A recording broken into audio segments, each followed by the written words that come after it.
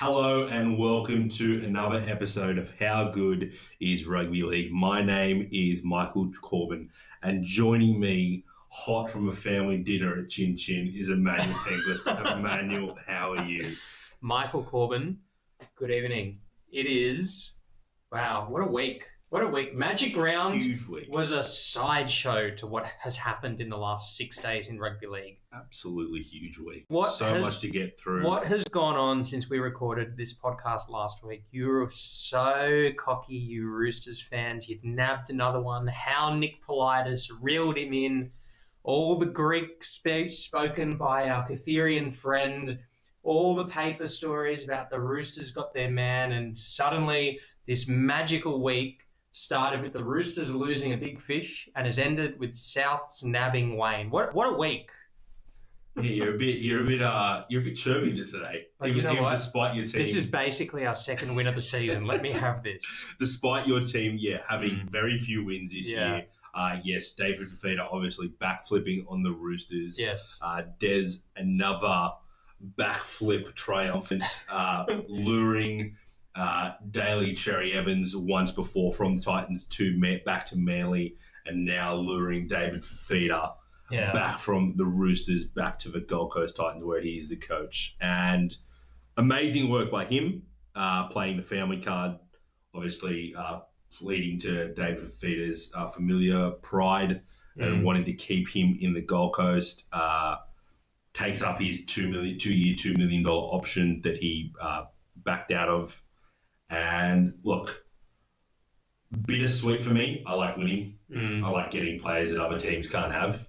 In saying that, I don't think we needed him. Maybe we get to keep Crichton. I think that we've started negotiations with him and we're putting an offer to him this week. Yeah. So we'll see how that pans out. But lost another free agent signing. That's Gagai, Sean Johnson apparently, and David Fifita all within last month. So questions about our recruiting.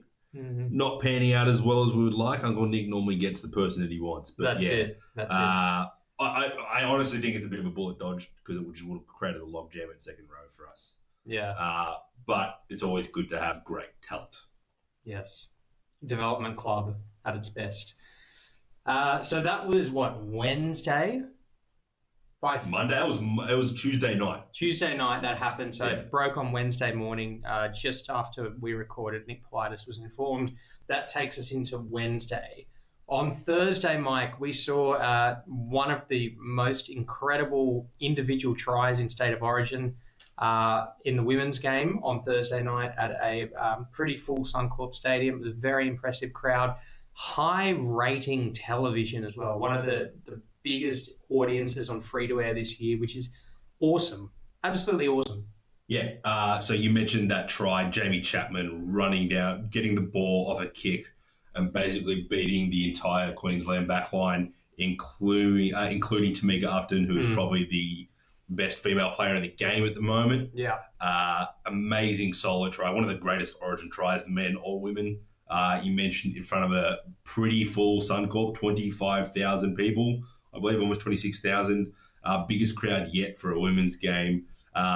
Max viewership of 2 million people, which is huge. That broke the record. Yeah. And game two, obviously a 3-game series this year. Thank God. The Blues getting a 20-12 victory, I believe it was. Yeah. And game 2 back in Newcastle the day after the first men's State of Origin. Yeah. So really excited for the girls. It was a great game. Caitlin Johnson is a monster of a football player. Absolutely damaging runs. I thought Olivia Koenig was fantastic as well. And Queensland did have a little bit of a late run there, but the Blues came out. You could tell that they were really well prepared for this one. Yeah, and one of the things that you texted me about during the call was you can tell that sort of Phil Gould, who commentated it, really just enjoys and thinks so highly of the game. One of the things I think we've spoken about before is because there is an element of the girls playing catch up to where the men's comp is, that there is an element of simplicity to the game which makes it so much more enjoyable. so many of the things that in our game that annoy us, like, you know, the wrestling, the block plays, the slow play the balls, or everything too quick. It's just all the staying down for penalties. It's just all, none of that exists. Why does none of that exist? And how do we take that back to our game? You know what it is? It's they're so pure in their game at the moment. Yeah. And they're so new to this game at the moment that all those little tactical things, like the game is improved immensely in the 5 years. Yeah. Right? Yeah. But all those little things that the men have now picked up on because they've been playing this game at such a high level for so long hasn't crept into the women's game yet. No. It will. It will. But like little things, staying down for penalties. There was so many in this game where, like, if they'd stayed down, some of the girls that stayed down, they would have got a penalty. And it's just little things like that. The game is so pure, and that's what it is, I think. It's perfect. Yeah, it's great. And as I said, the improvement between 5 years ago or 10, whatever it is, 5-6 years ago when this first started, and the quality of playmaking now. Yeah. The quality of kicking was the big thing, right? These girls are incredible at the moment. Jamie Chapman is an athlete. It was a great spectacle to watch. Can't wait for game 2. And if this is what the women's comp's going to be this year at the back end of the season, can't wait to watch more of it. Yeah, 100%. Okay, so we went from there into Friday night, right? I assume we're just going to walk through every day this week. Yeah, let's just go chronologically. Yeah. So Friday night we had 2 cracking games, Mike. One decided by 4 points, one decided by 1 point. We had Canberra and the Dogs just in a real seesaw affair, and Brisbane pipping Manly by just a single point in the end. I think it was a game where people probably expected Brisbane to win by more, but Manly put up a really good fight in that one. Yeah, Manly close, but like this is a problem that I have with Manly at the moment. Like they're missing. I know they're missing Tom. Yeah, Queensland. The Broncos were missing Reece Walsh, Adam Reynolds, Billy Walters, 3 of their spine, as well as Jesse Arthurs. Payne Haas went off at some point for an injury, somehow came back. Don't know what was going on there. Yeah. Guys made of more amazing magical qualities than anyone else. And they still couldn't get the job done. Like, look, good to be back in this game and keep it tight. Yeah. But this is a game that Manly should win. Yeah. But Brisbane, I picked Brisbane to win because I don't trust this Manly side. Now, the good thing is they only conceded 13 points. Right? That's a good sign. Yeah. Their problem's been defence. But, these are the problems that I have with Manly. But this is it. And no one is, because the Cowboys are in the headlines and Souths are in the headlines and Parramatta are in the headlines. There goes Michael's soundproof wall. Because they're all in the headlines, no one is really talking about the fact that Manly are suddenly 10th on the ladder, right? And once again, we're at this point in the season. You know what we're going to say. You know exactly what we're going to say. I'm not even going to mention it, but basically here we are. But I think a gritty win from Brisbane. I was just really impressed with their performance. They're doing it without Reynolds, where there was some talk about, are they shaky? How's it going to go? But, you know, they're sitting in 5th, right? They're sitting in 5th. They're going into Origin. There's going to probably be some games where the players won't be able to back up. They might have a couple of injuries coming out of it. But, you know, they're in good stead for now to get through the next few weeks. You're not going to mention it, I will. Why is Seabold blaming ticky-tack calls that go either way for a lot? Like in his press conference, like it was. I understand that it may have led to a field goal, but you've been on the good end of some terrible calls this year. Yeah. So to blame the refs for your loss, that's the game that didn't cost you the game. There was other decisions that cost you the game. This is my problem with Siebes. Is this a blanket rule you're going to apply to coaches bagging refs? No. Because when we lose, like, and I know you're going to say Rob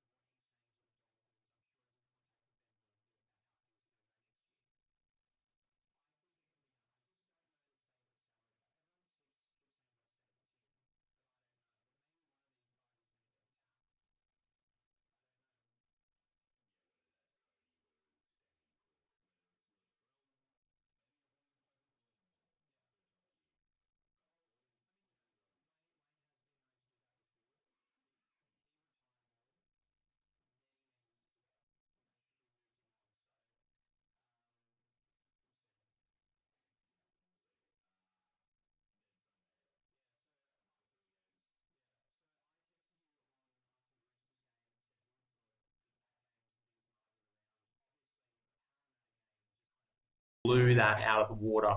I don't know what the hell happened in that game, but before that, the Warriors surprised everyone with a really gutsy and gritty win over the Panthers. And I don't think it's panic stations at Penrith just yet, but I think it's they're really being brought back to earth, I think. Yeah, they've had a bit of an easy run. Tigers, Dragons, I believe, not Dragons, Souths, Cowboys. Yeah. And, just don't think that they've performed as well. Yeah, they had the bye as well. But, before that bye, they lost to Manly as well. So, anyway, look, a great win from the Warriors. They were gritty. They were down a hooker who went off with HIA. There were just points in that game where I was like, I cannot believe that. Mike, go get yourself some water. I cannot believe that Penrith did not score. The Warriors seemed to have everything going against them, but there was so much resolve in a team that has been quite brittle this year in defence. And I thought Panthers just looked a bit lost and one-dimensional in attack at times. Having said that, I thought Luai actually showed some good signs in patches. And I was like, if I'm a Tigers fan, I'm kind of looking forward to what I'm seeing from him next year. But I don't know. I just think the Warriors wanted it more. Yeah, I thought it was a really good game from Tuapiki. We mentioned what happened with Taylor May. Yeah. Does that affect the team? Yeah. Maybe it does. But yeah, the Warriors obviously obviously the ex-coach. Yeah. Has some tricks against his old club. Yeah. I think that might have helped as well. So yeah, good win by the Warriors. Something maybe that can kick them back off. Yeah, well, they'll be start this season again. Yeah, they'll be hoping for that, I think. So, but that was a good lead into the next game. So then the Storm and Parramatta was the 4:00 game, and Melbourne absolutely. I don't know where this game just sort of fell apart. Cameron Munster is obviously the big talking point coming out of this one. Another injury in the lead up to Origin. That's a lot of star power on both sides now. Of course, for Queensland, it's Ponga and it's Munster. Just to name a couple, but 48-16. And once again, Parramatta just appeared as though they were not up for it at all. They had no effort, no desire. And it reminded me so much of that game against the Dolphins a few weeks ago where they absolutely capitulated. Melbourne was scoring points at free will. They were going 80 metres, 90 metres.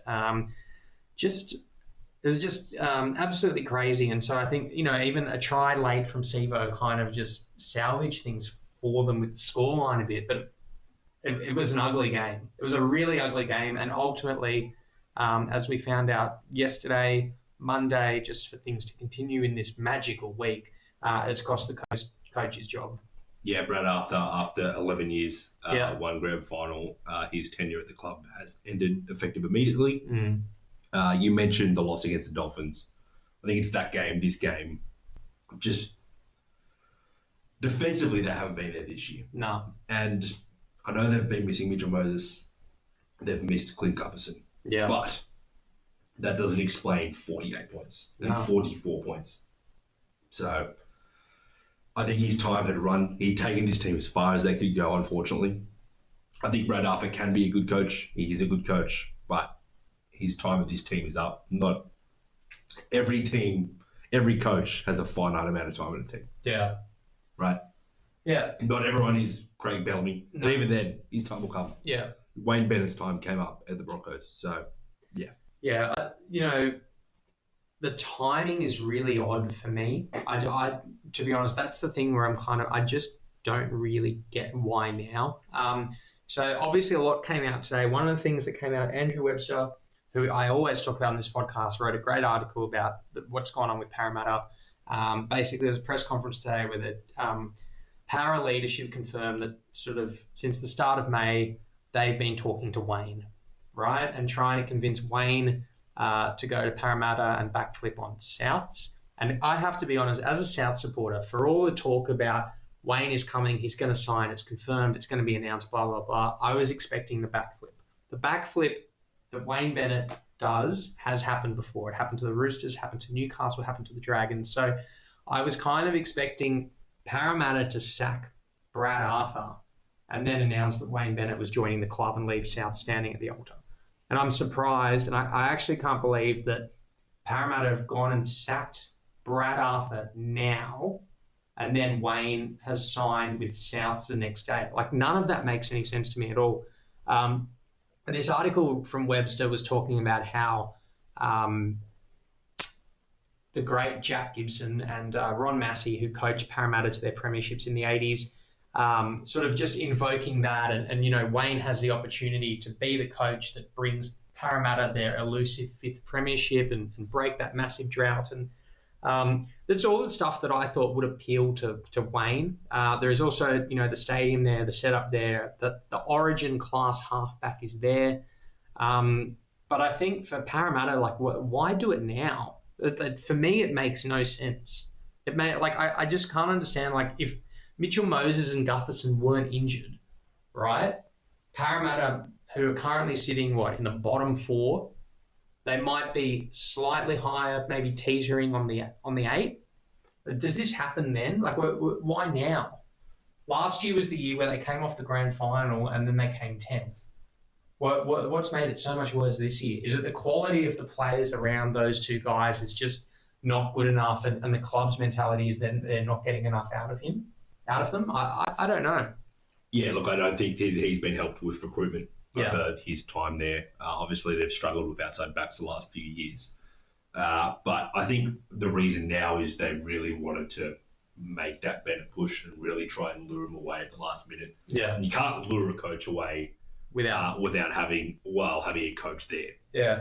I think that was the main thing. So they pulled the pin on Arthur because they don't see him being able to bring this team back to a top 8 team this year. And the rumour was that he had to play finals football this year to hold his job. Yeah. And every week that seems less and less the case. Yeah. So that's why I think they pulled the pin. You always say, why now? Right, and Trent Barrett will take over, who we know is not a great coach. Yeah. Hasn't really shown it yet. I think the reason why now is just to try and change something. Yeah. Because it's clearly not working. No. I think that's the reason. I'd love to. So John Cartwright is the assistant coach at Brisbane and former Gold Coast coach, you might recall.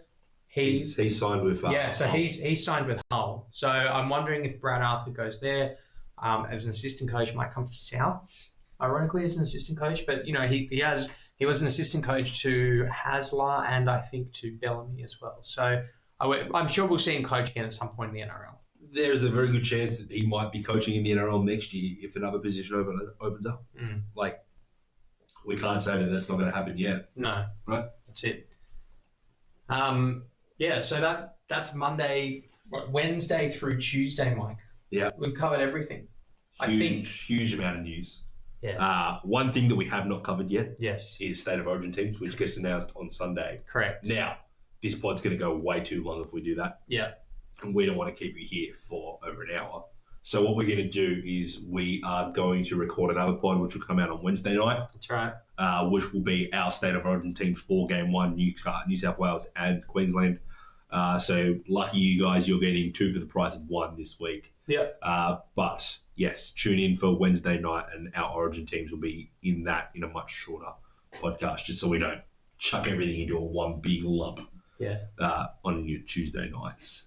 So let's get into Round 12. Round 12, it's Indigenous round in the NRL. Obviously, very important milestone for the game. And a lot of tributes to happen all weekend. So kicks off on Thursday night, Bulldogs hosting the Dragons at Accor Stadium. Have we got time for team lists, Mike?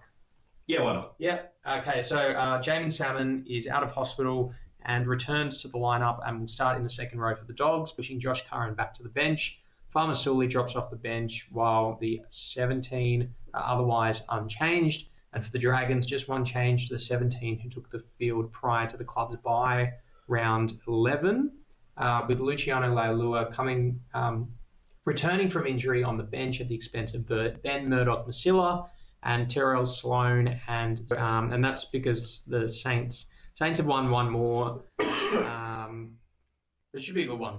Yeah, I'm going to tip the Dogs. Okay.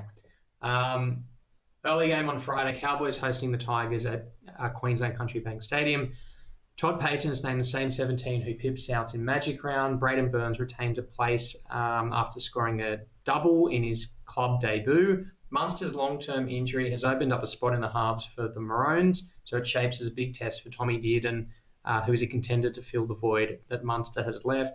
Kyle Feld has been named in the reserves and will be monitored at training before a decision is made on his availability. The winger missed the Rabbitohs game with an ankle injury, and for the Tigers, with both of their centres from last week picking up suspensions, Benji has been forced to reach deep into his roster, and Declan Casey and Josh Felaherty joined the backline. There's a big inclusion as well with Isaiah Papali'i returning from his own suspension to start in the second row. Alex Twal drops back to the bench. I think the Cowboys in this one at home. Yeah, Tigers are just so close to putting it together, but they just make dumb decisions. They're not smart footballers. They're really you could not. See it on the weekend That's in the problem. Dolphins game. They're just like, how many times have we spoken about it? Yeah, it's frustrating. I'm tipping the Cowboys in this one as well. Yeah. They are the definition of like what, 1 step forward, 2 steps back, or whatever it is, 2 steps forward, 1 step back. It must be so frustrating. Yeah. In this game though, last year, didn't the Tigers put on a giant score against? Well, it was 1 apiece, I think. Yeah. Yeah, but it happened later in the season with the Cowboys. But yeah. I'm going to go to Cowboys in this one though, I think. Cowboys, 1 game outside of Queensland this year. Interesting. Okay, Manly host Melbourne on Friday night at 4 Pines Park. Battle of Brookie. A big in on the wing for Anthony Seibold's men, with Saab back earlier than expected from a shoulder injury. Nathan Brown also returns from timeout with a quad injury and takes the spot on the bench made vacant by the loss of Lodge. Still no sign of the first choice hooker Lachlan Croker, and Carl Lawton is again named to start at 9. For the Storm, Jerome Hughes has been named to return from a calf injury and replaces Cam Munster, although a call on whether he actually plays might not be made until later in the week. The versatile Grant Anderson has been included on the bench again. Leero is also on the bench after he moved there prior to kick-off in Magic Round. Yeah, Hughes seems rushed. They have a bye the following week. If I'm Melbourne, I'm almost taking the hits and just seeing what happens. Yeah, I think the reason why they're wanting to rush it back is 1, bit of a rivalry between these 2 teams. 2, they don't want to be caught out with both their halves again. Yeah. So maybe he does play. If he does play, I think I tip Melbourne. If he doesn't play, probably lean Manly at home. Yeah. But still haven't loved what I've seen out of them. No, and, like everyone expected Manly to pump Canberra. Well, not pump, but like have a solid win against Canberra there a couple of weeks ago. They're making a mess of that home ground advantage. Yeah, agreed. Okay, Saturday Arvo. This should be a good one. Raiders hosting the Roosters in Canberra. For the Raiders, Peter Hola comes in on the bench to replace the suspended Josh Papali'i in what is the only change to the 17 who beat the Bulldogs last week. Rapana and Joseph Tarpane are both good to go after receiving monetary fines in round 11. For the Roosters, Manu returns from the concussion protocol and Junior Ponga goes back to the bench. The back line is otherwise unchanged. 5'8" Luke Keary is good to go after undergoing HIA. Nat Butcher drops back to the reserves, and Victor Radley is set to start on an edge, and White comes in at lock. Connor Watson, Mike, is also out and replaced by Sandon Smith. He looked good. He is showing up Brandon Smith. Yeah, I'm really disappointed that he's out. Yeah. He's been out. He's out because of a throat injury. Probably out 3 to 4 weeks, which is disappointing because I thought he was making a run for Origin. Yeah. It's interesting that even still, we've moved Nat Butcher off the team. He's been questionable defensively this year. Yeah. And moved Victor Radley to the edge, Nafahu White to lock. I think that if Watson was playing, he would have had the 13 jersey on this week. Yeah. With Brandon Smith and Sandon Smith interchanging in the hooker role. I think the Roosters win this. I think Manu was a big miss last week. His ability to, 1, defend, and 2, just create points. Not that we needed more points. We did to win, but the difference between He's Joseph got those Manu, uncoachable plays, though, doesn't he? Yeah, Even in defence, it's the effort special areas. talent. He's a special talent. Yeah. yeah, I'm going to tip the Roosters in this. I know Canberra have been exceptional. Yeah. I'm tipping the Roosters. Underestimate them at your peril. Okay. Saturday night, Cronulla's third big test. The Sharks host Penrith at Shark Park. Cronulla are rolling out the same 17 as played last week against the Roosters. Nico will press his chance further for the Origin spot, while Cam McInnes, Ramian and Hazelton are also in the mix for rep honours. Braden Trindle is again listed among the reserves as he looked to work his way back into the side. For Penrith, Scott Sorensen is promoted to the starting side after returning from a knee injury. Liam Henry returns from concussion and joins the bench, while Luke Garner is the man to miss out. Mike, did you see anyone throw up during Magic Round? I did. It was Jack Cole, wasn't it? It was the 5'8". Yeah. First full game in the NRL, and I think it spent him. Yeah. Apparently, the NRL said, "Okay, everyone, show us your best of what's going on at the Caxton right now." And that's what they did. Nice. Should be a really good game. I wish that both these teams. I wish the Panthers were full strength. Yeah. Obviously, no Cleary, but without Cleary and in the form that the Sharks have been in, I'm tipping Cronulla to get this one. Over the Panthers. I think that they have a point to prove. Their defensive intensity has been incredible. The last few, like this whole season. And obviously, you mentioned Nico is playing for that number 7 jersey. And it'd be very difficult for him not to get it at this stage, I think. Given one, the outs, and two, just his play has been exceptional. Leading the Dally M at the moment. It's about to go dark. With Dylan Edwards. So that'll be a good battle. But yeah, I'm tipping the Cronulla Sharks to get the win and go 3 for 3 against Storm, Roosters and Panthers. Okay, Saturday night, 7:30 at Accor Stadium. Souths hosting Parramatta, the battle of the interim coaches. Jack Whiten has been named and has shifted to 5'8". Cody Walker at halfback in a playmaking reshuffle with Dion Taupa dropping to 18th man. Tane Milne and Michael Cheekham, oh my gosh, are the new centres. And Isaac Thompson is relegated to the reserves. Jacob Host returned from suspension. The back row sees Havili move to the bench. No sign of panic from interim coach Trent Barrett despite the thumping loss to the Storm, with Ryan Madison's return from illness the only change. Cartwright reverts to the bench. Luca Moretti drops to the reserves. And star halfback Mitch Moses remains sidelined with an injury that's kept him out since round 3. Parramatta were really hoping to get Moses back this week, and I think he would change the result. I'm going with South Sydney. I think it's a good move to bring White into 6, even if that does mean that, oh my gosh, for the second time this season, Tane Milne's playing in the centres. Better signs from the Buddies last week, I think. Latrell looked better, looked more involved. Cody is Cody's also playing for a New South Wales jersey at this point. So I think that they get the win here. You guys get your second win of the season. See how we go. Sunday afternoon, Broncos hosting the Titans at Suncorp. Reece Walsh and Billy Walters are back on deck, but Tony Staggs will miss the match with a fractured rib. Cobbo returns to the centres after playing fullback last week, and Karapani retains his spot in Staggs' absence. Walters' return sees Smoothie go back to the bench and Blake Motzer make way. Payne Haas has been named despite suffering a toe injury last week. For the Titans, Tom Weaver has been named to start at halfback, and Chris Randall is again the 5'8", with veteran playmaker Kieran Foran listed among the reserves. Shoop's departure to Manly sees Fifita shift to centre and Tony Francis come in on the wing. Jamin Jolliffe sidelined by a pec injury. Pahulu will start in the front row and Stimson joins the bench. Jaden Campbell remains sidelined with a knee injury. Jojo Fifita in the centres, not David Fifita. I'm going to tip the Broncos in this one. I think the Titans just have too many yards. Broncos are a classy team.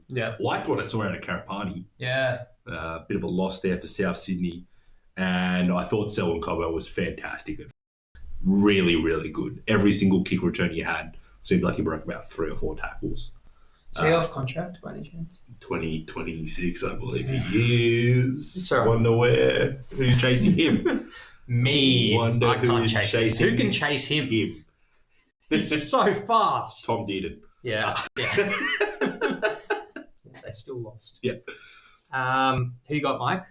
Broncos. Yeah, Broncos get this one. Okay, Warriors hosting the Dolphins on Sunday at 4 p.m. Triple boost for the Warriors with Rocco Berry, Nia Corey, and Lussick all back on deck, but Wade Egan will miss the game under the NRL's concussion protocols. Ali Litauta is sidelined by an ankle injury, while Roach is replaced on the bench by Nia Corey. Harris DeVito has been listed among the reserves as he looks to work his way back from a calf injury. For the Dolphins, Max Plath's return from concussion protocols pushes Kenny Bromwich to the bench and Kurt Donahue to the reserves in the only change to the squad that beat the Tigers in Magic Round.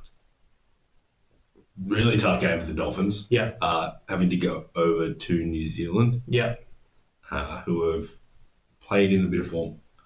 I don't know whether I can tip the Warriors just yet. I need to see them do it again to think that they're out of this slump that they're in. Yeah. So I'm going to tip the Dolphins, who are sitting in the top 4 at the moment, and just keep on racking up wins. Yeah. Hammer was amazing, even if that was a knock-on. Yeah. And that one try that he just ran away from everyone. Yeah. He's so fast. Yeah. And I Max Plath, I think, really helps his team. I think he's been fantastic this year. So, yeah, Dolphins for me, but I think it'll be a really good game. Dolphins for Mike. Let's recap Michael's tips heading into round 12. So on Thursday night, Dogs over Dragons. Yeah, that's correct. Yep. Cowboys over Tigers. Manly over Melbourne if Hughes does not play. Otherwise, Mike's tipping Melbourne. Mike's gone the Roosters in Canberra, the Sharks to beat Penrith, and Souths to beat Parramatta. And on Sunday, Brisbane over the Gold Coast and the Dolphins over the Warriors. That's it. Let's just winning tips. Let's just check. Let's just check the ladder just quickly. So how good is rugby league? Tony Hetro on top by a long way, 5 points ahead of second place. Yeah, a lot of catching up to do. That's it. That's it. As always, please don't forget to rate, review, subscribe. You might notice that there might be some clips going up on TikTok and Reels this week because we've finally got some cameras. And as I said before, State of Origin teams Wednesday night. Stay tuned. Our teams. Yeah. Yes. How good is rugby league, Mike? How good is rugby league? Thanks, guys.